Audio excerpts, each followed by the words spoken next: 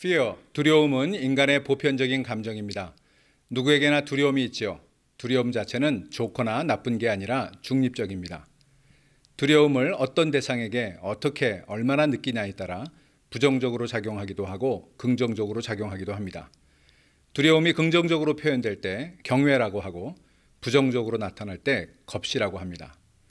저는 어려서부터 겁이 많았습니다. 밤에 어두운 골목길을 걸을 때나 화장실을 갈 때도 겁이 났고 벌레 같은 것을 보고도 겁을 냈습니다.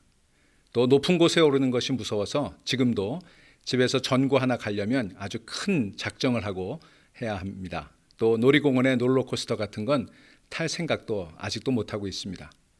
전통적으로 두려움은 수치로 여겨졌죠. 그래서 겁쟁이라고 하는 말은 매우 모욕적인 표현으로 받아들여졌습니다. 한때 저는 겁 많은 제가 부끄러웠고 겁 없는 사람들이 부러웠던 적이 있습니다. 하지만 지금은 그렇지 않습니다.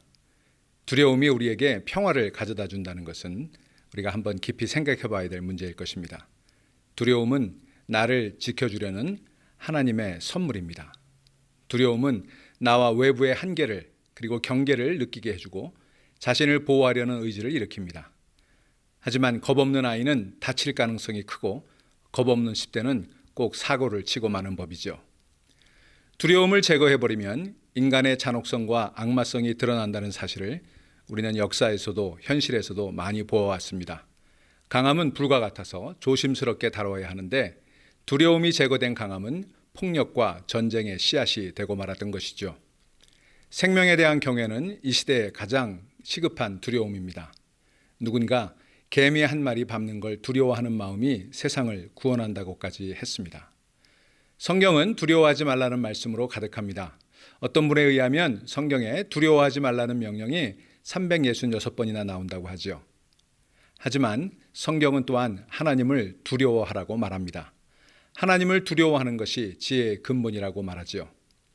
두려움이라는 감정에 있어서 문제가 되는 건 두려움의 크기와 강도입니다. 두려움이 없는 것, 겁이 없는 것도 문제겠지만 두려움이 해 그림자처럼 마냥 커지는 건 역시 인간을 악마로 만들 가능성이 큽니다. 두려움이 커지면 사람이 공격적이 되지요. 지나치게 커진 두려움은 배타적이고 차별적인 증오를 키웁니다. 내게 두려움을 주는 대상을 박멸시키고 싶은 욕망이 커지기 때문이죠.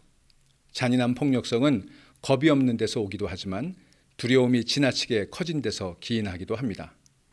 요즘 미국 사회에서 총기 판매가 급증하고 인종차별이 다시 큰 문제로 부각되고 아시아인에 대한 차별과 혐오 범죄가 증가하고 있는 것도 같은 맥락이라고 저는 봅니다. 전통적으로 이 사회를 지배하고 있다고 믿었던 백인들이 자신들의 지위와 지배력이 예전 같지 않다고 느끼면서 두려움에 휩싸였고 그 두려움이 배타적이고 차별적인 증오심을 키워가고 있는 것입니다. 교회도 마찬가지입니다. 정작 두려워해야 할 하나님에 대한 경외심은 점점 사라지고 세상을 두려워합니다. 세상을 두려워하게 된 교회는 세상과 쓸데없는 싸움을 벌입니다. 마치 두려움에 사로잡힌 강아지가 마구 짖어대듯 시끄럽기만 합니다. 요즘 코비드-19로 교회가 세상 사람들의 두려움을 없애주는 든든한 바람막이가 되질 못하고 백신 부작용을 과장되게 퍼뜨리거나 음모론과 거짓 뉴스의 온상이 되어 세상 사람들에게 두려움을 전파하고 있습니다. 화이트 에반젤리컬스, 백인 복음주의자들 10명 가운데 3명이 백신을 거부한다는 뉴스도 들었습니다. 복음을 전파해야 될 기독교가 두려움을 전파하게 된 것입니다. 누가복음 12장 4절부터 5절은 몸을 죽이고 그 후에는 능히 못하는 자들을 두려워하지 말라. 마땅히 두려워할 자를 내가 너희에게 보이리니 곧 죽인 후에 또한 지옥에 던져넣는 권세 있는 그를 두려워하라. 이렇게 말씀했습니다.